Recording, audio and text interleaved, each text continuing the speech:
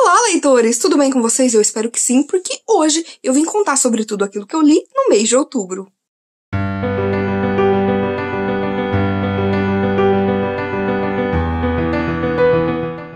Gente, em outubro eu li muita coisa, né? É o mês do Halloween, então eu acabei lendo bastante livros de terror, mas não só isso, e vou contar tudo pra vocês. Então, vamos lá!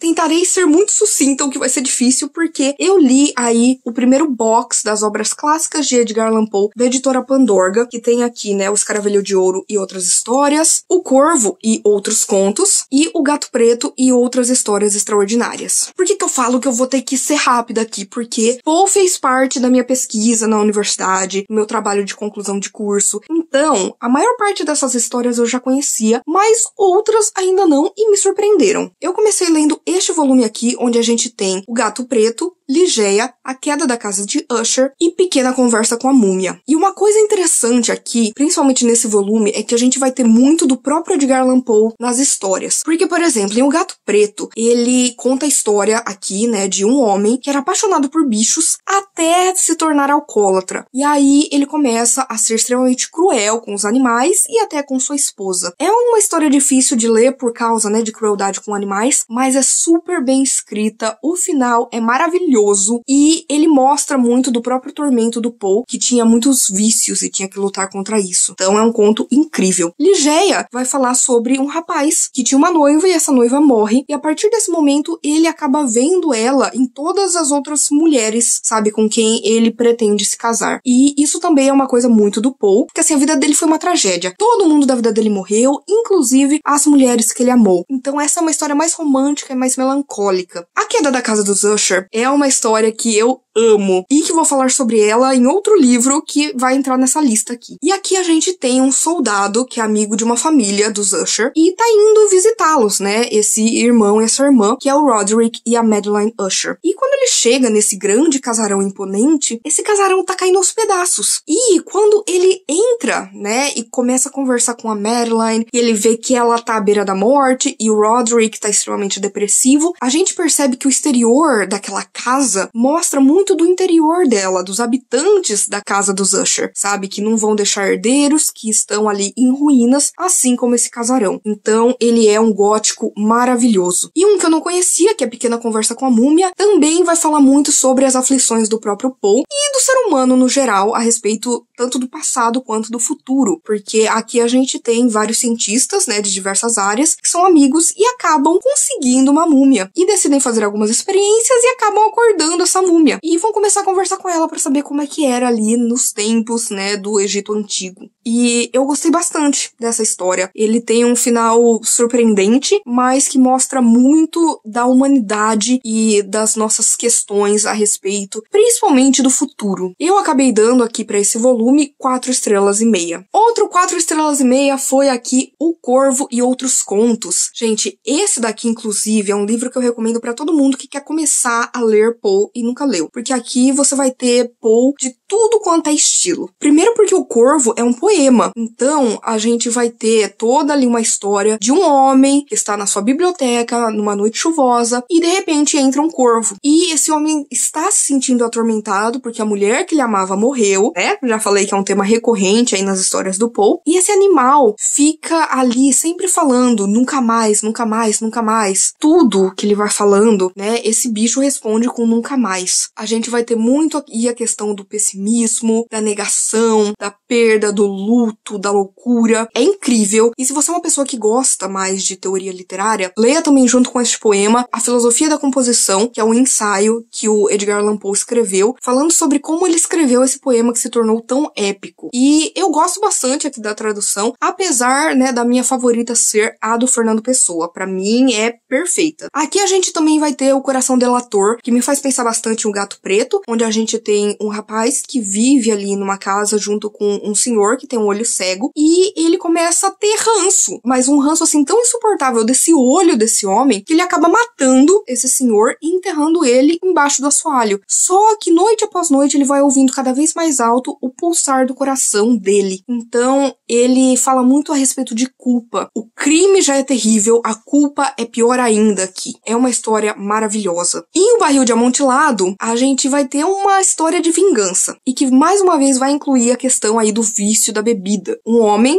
vai aproveitar que tá tendo uma noite de carnaval e que o seu amigo está bêbado, e esse amigo sempre zoou muito da cara dele, sempre xingou ele, sempre ficou ali de graça, e ele decide que vai se vingar do amigo. E é de uma maneira, assim, bizarra, mas é muito bom também. A verdade sobre o caso do Sr. Valdemar é uma história que eu gosto bastante, onde a gente vai ter um senhor que tá prestes a morrer, e ele aceita fazer parte de um experimento de um amigo dele, que é de ser hipnotizado antes da morte. Talvez isso faça com que ele viva mais, ou talvez depois que ele morrer ele traga mensagens do outro lado. Não sei, só sei que na época foi um alvoroço quando saiu essa história, quando ela foi publicada, porque a sociedade da época ficou maluca porque achou que era verdade, sabe? Achou que era uma história real. Então é aí uma história bem assustadora que eu gosto bastante. E por último, a gente tem aqui os assassinatos da Rua Morgue, os crimes da Rua Morgue, vai de como você quiser chamar, né? Existem aí múltiplos títulos. E a gente vai ter aqui uma história de crime com o famoso detetive Auguste Dupin, que é o detetive Dupont, que ele criou. E a gente vai ter a história narrada pelo amigo do Dupin, contando sobre como seu amigo é um detetive incrível e maravilhoso, e, né, utilizando para isso a história que aconteceu ali perto de onde eles moravam, em que numa pensão a mãe e a filha foram mortas brutalmente. Só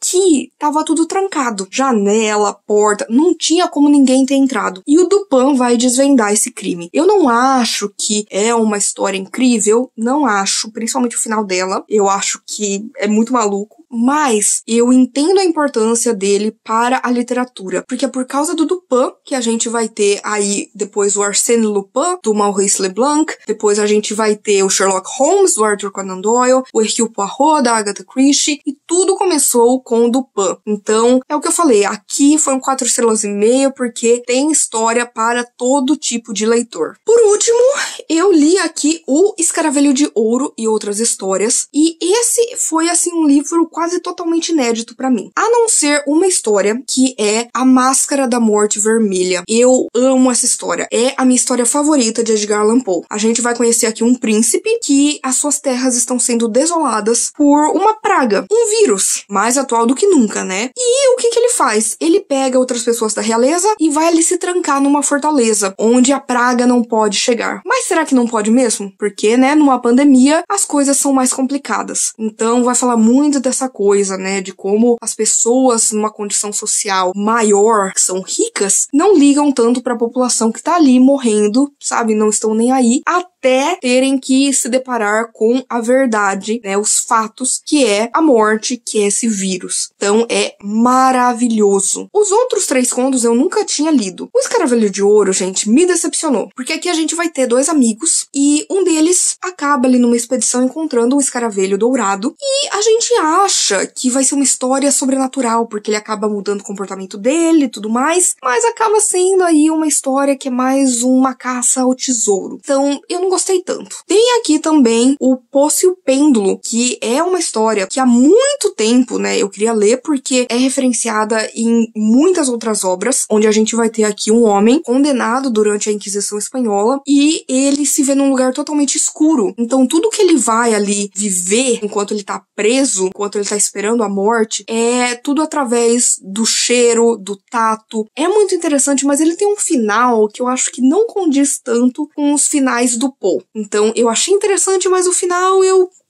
acabei me decepcionando um pouco. E teve um enterro prematuro, que, gente, eu nunca tinha lido e eu amei. Porque aqui a gente tem um rapaz que sofre de catalepsia e, por conta disso, ele tem um medo terrível, né, de ser enterrado vivo. Então, a vida dele gira em torno desse medo. E é uma história a esse respeito. Como, talvez, o medo de morrer impeça a gente de viver. E fala muito do medo que eu tenho, gente. Eu, desde criança, eu morro de medo de ser enterrada viva. Não sei por quê. Aliás, sei por quê. Por causa daquele filme do Enterrado Vivo que eu assistia quando era criança, que passava no SBT. Mas enfim, eu amei essa história, achei que traz uma moral muito interessante, mas assim, como um todo, esse foi o livro que eu menos gostei entre os três, acabei dando pra ele 4 estrelas, mas no geral, se você se interessa por Poe, eu super recomendo aqui esses 3 livros. Os livros de Edgar Allan Poe pararam por aqui, porém, eu vou falar agora de What Moves the Dead, da T. Kingfisher, que é um reconto da queda da casa de Usher, do Edgar Allan Poe. E, como eu já falei, né, a história de um soldado chegando no casarão dos Usher, encontrando ali seus amigos e vendo que eles estão, né, à beira da morte. E aqui é muito interessante porque o protagonista é, na verdade, uma protagonista. A gente vai ter aqui uma mulher que lutou na guerra e que era amiga de regimento, né, do Roderick, e que decide ir ali visitar depois de receber uma carta da Madeline, falando, né, que tá morrendo. E quando ela chega lá, ela vai conhecer outras pessoas, como, por exemplo, um doutor que tá ali junto com eles, tentando, de alguma forma, trazer a Madeline mais pra cima, tentar curar ela de alguma forma, e também uma micóloga, uma mulher que estuda fungos ali da região. E é muito interessante porque aqui é uma história que vai falar muito a respeito do machismo, né, do que as mulheres enfrentam, seja no campo de batalha, ou seja em questão acadêmica. A gente vai ter muito disso, a gente vai ter também uma questão muito real, que é que talvez essa doença deles não seja só uma histeria, como era dito na época, né? Talvez seja aí um fungo muito bizarro que está se espalhando pela fauna e pela flora. E, gente, eu gostei bastante desse conto. Ele não é que nem a obra-prima que é A Queda da Casa de Usher, mas ele chega perto. Eu gostei muito, eu gostei do ritmo. Ele tem certas pitadas de humor que eu não tava esperando, mas ele carrega todo o ambiente gótico que você tem na história original, sabe? E ainda vai pra essa coisa mais do real, do fungo, e de mostrar que a natureza é linda e assustadora ao mesmo tempo. E eu amei esse livro, eu acabei dando pra ele 4 estrelas, porque, como eu disse, comparado ao original, ele não é perfeito, mas foi uma história que eu gostei bastante, eu me diverti, tem umas cenas, assim, horrendas, que vão ficar comigo, assim, por muito tempo, mas que eu super recomendo. Se você gosta de Edgar Allan Poe, leia What Moves the Dead.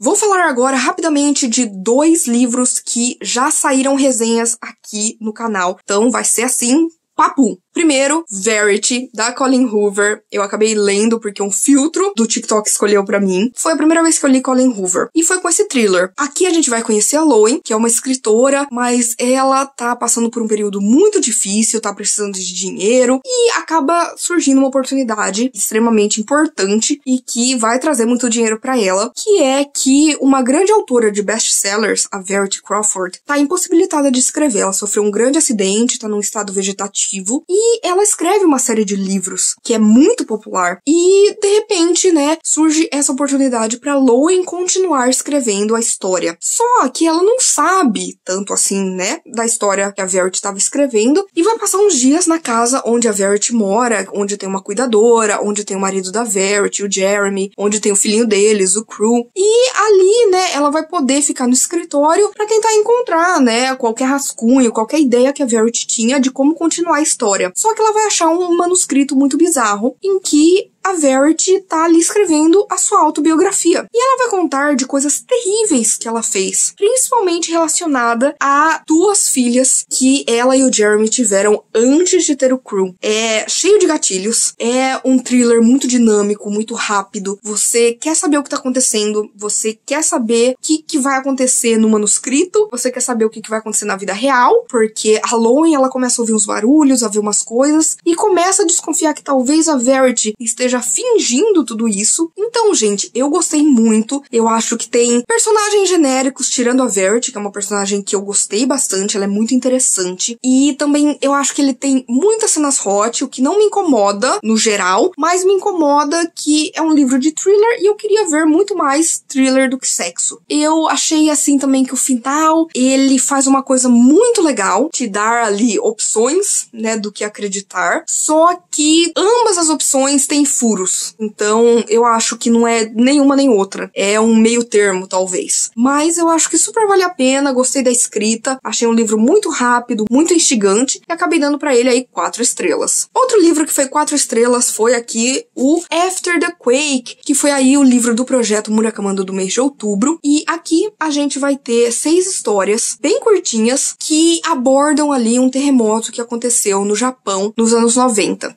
E aqui dessas 6 histórias, eu gostei mais de algumas do que de outras. A gente vai ter histórias que são mais realistas, a gente vai ter histórias que têm aquele fundo de realismo mágico, a gente vai ter aqui histórias que são mais melancólicas, mais românticas, a gente vai ter aqui histórias também que são totalmente de fantasia. Então, eu gostei porque cada uma dessas histórias vai para um lado diferente e todas elas evocam ali coisas que o Murakami já trabalhou em outras obras dele. Eu gostei muito disso. Eu acho que é um livro que eu acabei fazendo uma média, né? Eu dei uma pontuação para cada um e acabou saindo aí uma média de 4 estrelas, o que é ótimo. E eu acho que esse é um livro que é bom de se ler porque ele tem um tema em comum, diferente da outra coletânea, por exemplo, que eu li do Murakami, que é O Elefante Desaparece, onde cada coisa, né, é diferente, é uma história separada. E aqui todas as histórias falam aí de personagens que foram afetados de alguma forma por este terremoto. O próprio Murakami, ele falou que na época ele escreveu para tentar trazer um pouco mais de consciência para a nação das coisas que estavam acontecendo, sabe? Principalmente no meio ambiente. Eu acho muito interessante, mas eu acho que ele é um livro que ele é mais bem aproveitado se você já tiver lido outras coisas do Murakami, para você pegar aquelas referências, sabe? Mas gostei bastante de After the Quake.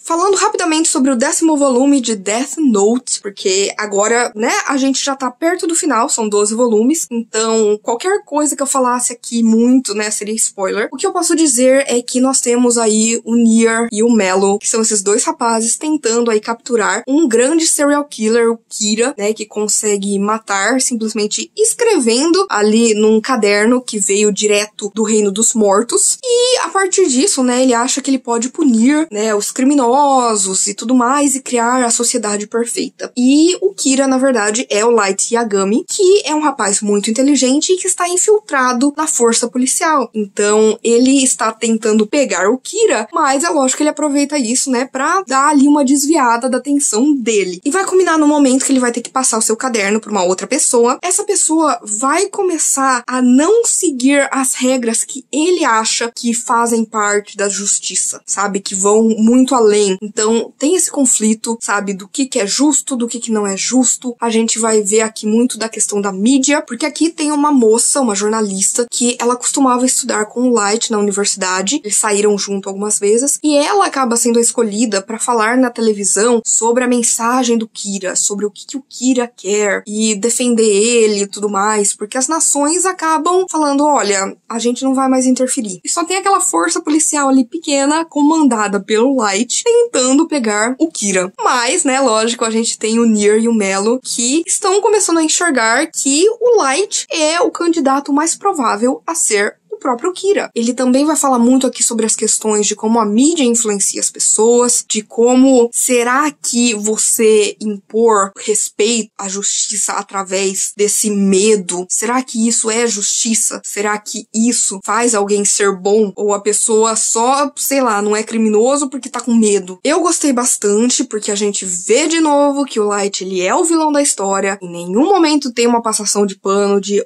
porque o que ele está fazendo é justiça. Não, a coisa vai muito além. Então eu gostei bastante do 10º volume e acabei dando pra ele aí 4 estrelas.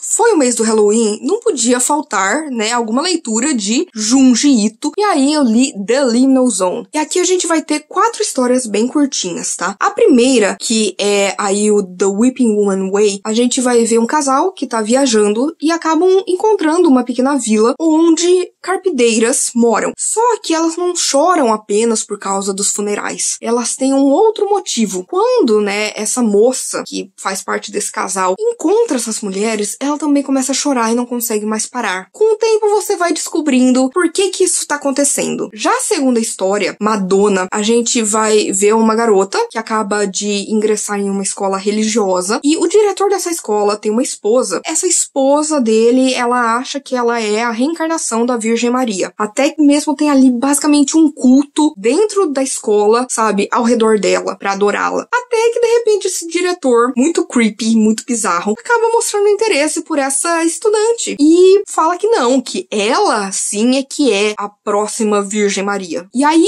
além de despertar a ira, né, da esposa dele, a gente vai ver aí umas coisas bizarras que estão acontecendo neste lugar, neste internato, e é tudo mostrado muito numa visão bíblica, que é muito interessante. Já o The Spirit Flow of Aokigahara é muito interessante porque a gente vai ter um casal, um rapaz tá muito doente, né, tá em fase terminal, e eles vão para a famosa Floresta dos Suicidas, que fica ali aos pés do Monte Fuji. Eles estão indo ali porque ele vai morrer e ela decide morrer também. Até que eles encontram uma caverna onde sai ali um fluxo de ar cheio de almas, de espíritos, e acabam passando por esse homem. E ele começa a se curar. Ele começa a se sentir melhor. Só que ele começa a ter comportamentos estranhos e até a aparência física dele começa a mudar. E aí a gente vai ter, né, essa namorada tentando investigar por que isso tá acontecendo. E o final, ele é bizarro, gente. Já aviso. Bom,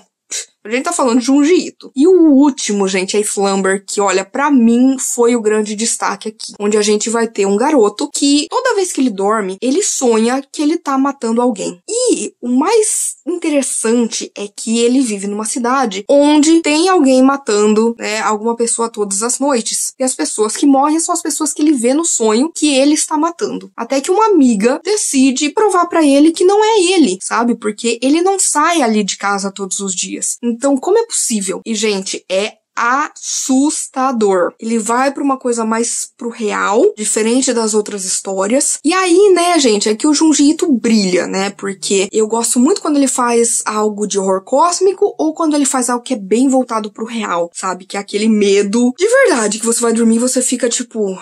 Espero que não aconteça comigo. E assim, gente, de todas as coletâneas que eu li do Junji, essa é a que eu menos gostei e ainda assim eu dei 4,5 estrelas.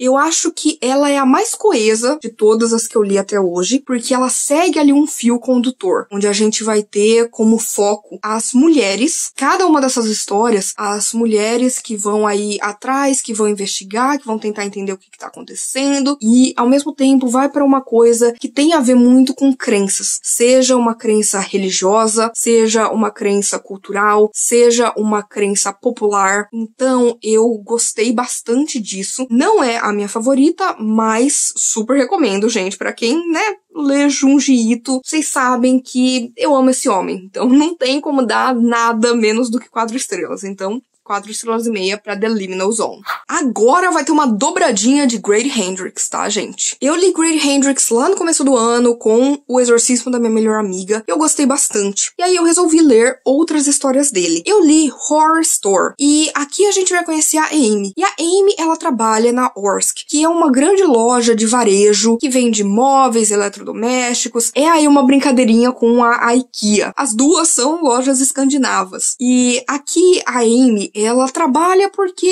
ela precisa pagar as contas. Entra, bate o cartão, faz o trabalho dela, sai, e é isso. Mas, por exemplo, pro gerente dela, não, trabalhar na Orsk é, assim, um trabalho transformador, incrível, maravilhoso, que você tem que amar aquilo que você faz. E aí vai começar a acontecer umas coisas bizarras nessa loja. E, de repente, a Amy, o gerente e outros funcionários vão ter que ficar ali durante a noite pra tentar descobrir quem que tá ali invadindo o lugar. E aí eles vão se deparar com algo bizarro, com muito gore, com mortes horrendas e por aí vai. Esse foi um livro que eu acabei dando pra ele 4 estrelas, tá? Ele é um livro muito interessante, porque o Grady Hendrix, ele já mostra que desde o começo, ele gosta de misturar o terror com um pouco de comédia, com críticas sociais. Porque aqui a gente vai ter muito a respeito de mentalidade de colmeia, principalmente, sabe? Quando se fala, né, de trabalhar para ser melhor, para tornar o lugar melhor, para tornar o mundo melhor, e todo mundo tá junto nisso, talvez isso vá para um nível, sabe, que seja visto quase como um fanatismo. Então, eu gosto muito do que ele faz aqui, de como ele até brinca várias vezes com essa questão, até mesmo dos móveis, porque entre um capítulo e outro, a gente tem aqui anúncios de móveis que são vendidos ali na Orsk. E começa como anúncios normais. Ah, é a cadeira tal, relaxante, tal coisa. E vai se tornando cada vez mais bizarro. E a gente vai vendo que esses objetos também são objetos de tortura. Então, vai ali misturando toda uma questão de terror sobrenatural, né? E gore e essa coisa toda. Mas também vai ter toda uma crítica a respeito do consumismo, da sociedade, de como a gente quer ter sempre mais e mais e mais, e pra quê? E ao mesmo tempo a gente vai ver os funcionários dessa loja, né, se deparando ali com realidades bizarras que de alguma forma também são uma crítica ao próprio trabalho, né? O trabalho em si é infernal e eu gostei bastante, eu acho o final dele bem corrido, ao ponto de que é até difícil você entender, porque é muito rápido tudo que vai acontecendo. E também, como eu li em inglês, teve ali umas partes que eu fiquei um pouquinho perdida por conta de eu não conhecer tanto dessas expressões, né, de quem trabalha em lojas de varejo, assim. Teve vezes que eu tive que parar pra procurar, o que significa tal coisa, porque, sei lá, era um tipo de objeto, ou era algo que tinha no manual que eles tinham que seguir. Mas eu gostei bastante, porque desde sempre a gente vê que o Grady Hendrix, ele tava ali querendo trazer essa mistura que só ele sabe fazer assim tão bem. E é aí que eu entro no que se tornou o meu livro favorito dele até agora, e que foi o que me fez querer ler tudo que ele já escreveu. The Southern Book Club's Guide to Slaying Vampires.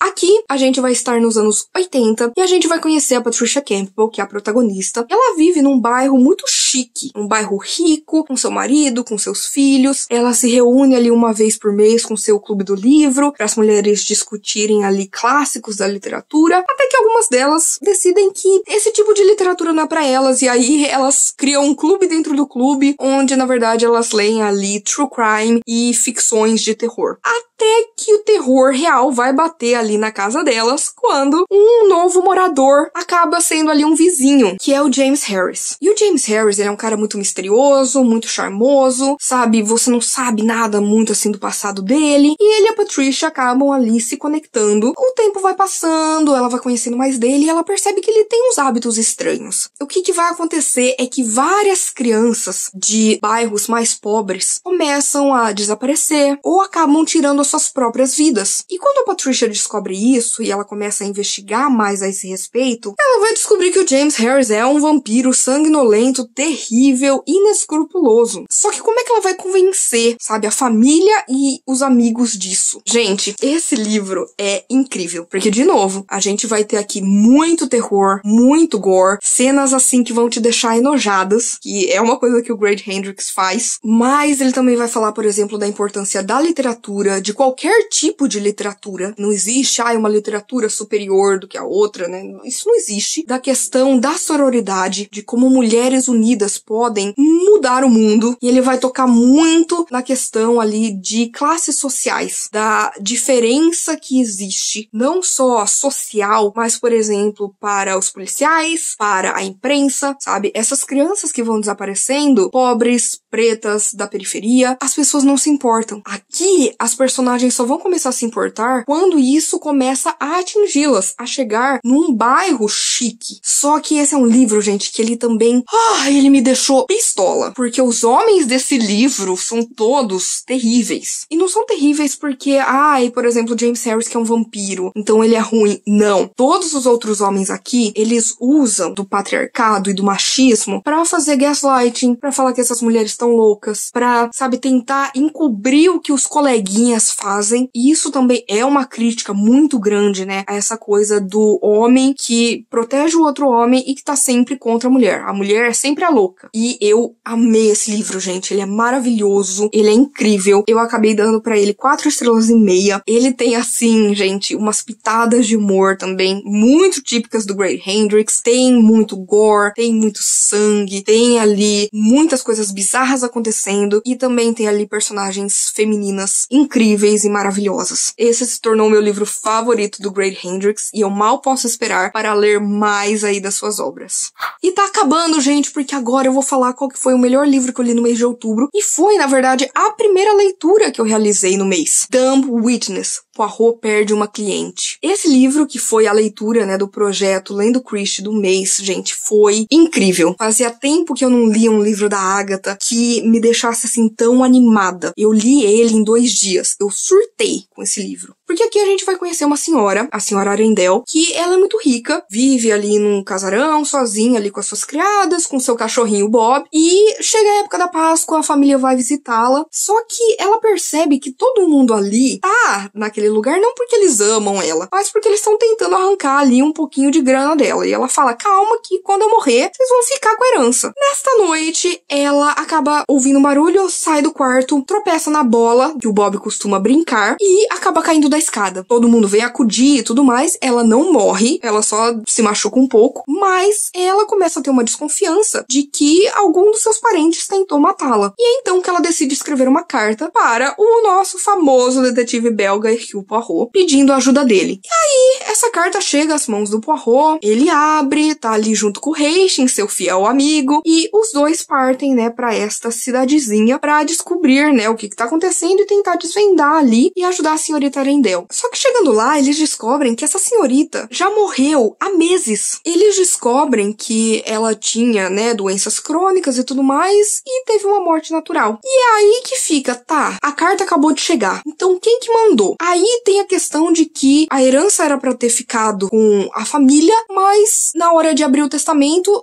falava que tudo ficava ali basicamente pra uma das suas criadas. E aí, o Poirot, ele começa a investigar, porque ele acha que tem algo muito errado. E, gente, esse livro, ele é divertidíssimo. Eu falo que a Agatha, ela tem um humor, assim, que eu amo, porque aqui a gente vai ter, né, o Hastings contando a história e ele fica indignado com o Poirot, porque o Poirot, pra conseguir as informações ali, pra cada pessoa que ele vai encontrando, seja da família, ou um vizinho, ou sei lá, um farmacêutico, pessoas que conheciam, né, essa senhorita, ele vai dando uma versão diferente, sabe? Pra um ele fala que, é o advogado dela, pro outro ele fala que, na verdade ele tá escrevendo um livro sobre o pai dela, e o Hastings, ele fica pasmo, ele fica até mesmo assim enojado, sabe? Tipo, Poirot, como é que você consegue, sabe, ser mentiroso assim? Enquanto o Poirot tá ali de boa, tá ali investigando, descobrindo, utilizando as suas células cinzentas e os seus métodos pra tentar chegar ao fundo, né, de o que será que aconteceu? E todo mundo nessa história é super irônico, é super sassy, é super ali ácido. Eu amei essa história, eu me diverti demais, achei que ela me surpreendeu, porque eu poderia falar assim,